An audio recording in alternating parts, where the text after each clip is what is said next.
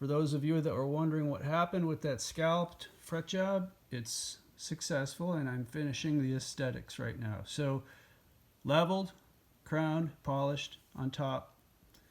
And then I had a good look at the sides, and I noticed that I wanted to go through and make sure that every single fret had attention with a small file and some sandpaper, and really get those fret ends just perfect.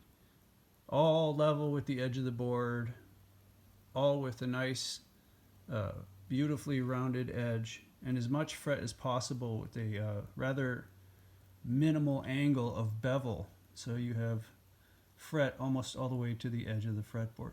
So that is a scalloped fretboard that I scalloped when I was 16. I believe it's Brazilian rosewood.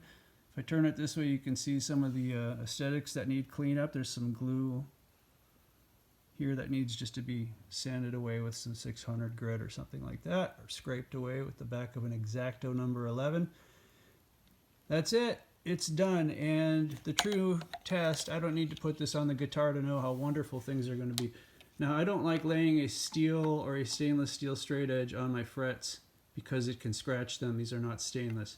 So I found this at a secondhand store, believe it or not, and probably believe it. Anyhow, checked it against a much higher quality steel straight edge. It turns out this is very straight, and it's almost the entire length of the fretboard. In fact, I can make it span the full length. But I got to pull on both ends of this to make it stay on the center line. And then when you check, since this is a constant 12-inch radius, you check parallel to the center line. And if it stays in contact with the frets, every single fret, there's no gaps, there's no rocking to this, you've done it. And that's what happens when I do that. That straight edge is perfect on the entire fretboard in multiple locations. Center and parallel the center this way, parallel the center this way. So there's a fret job that's done, and all that's left is just to make it look pretty on the ends and feel real buttery for the player. So yes, I was successful. The nut, not me, but the nut is a little bit of a bear, because when I made that brass nut earlier, I got some glue in there, and I don't remember because it was years ago.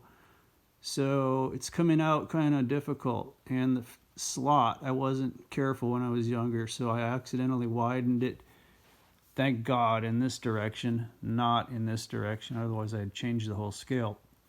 So kind of thinking about what to do with the nut.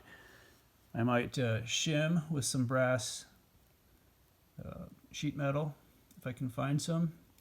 Might cut a feeler gauge. I'm thinking about shimming on this side to make that brass nut fit in more this way.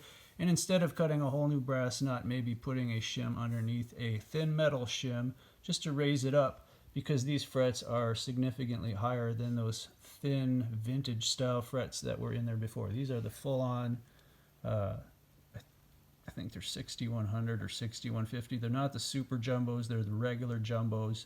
I got them from Stu Mac, but they're big frets, and with the scallop, oh my gosh, it's just awesome. So as an old man here, 53, 54, I got a couple of scallop guitars now, so I won't wear out all of my scallop guitars before I kick the bucket. So that's a good thing. You can do it. Just got to learn, and don't do what I did and practice on an ESP made in Japan. But hey, when I was 16, nobody knew this was going to be a company that went anywhere, really. And look what they did. They become the people to beat, practically. Well, they're up there with Ibanez and everybody else. So, have a great day.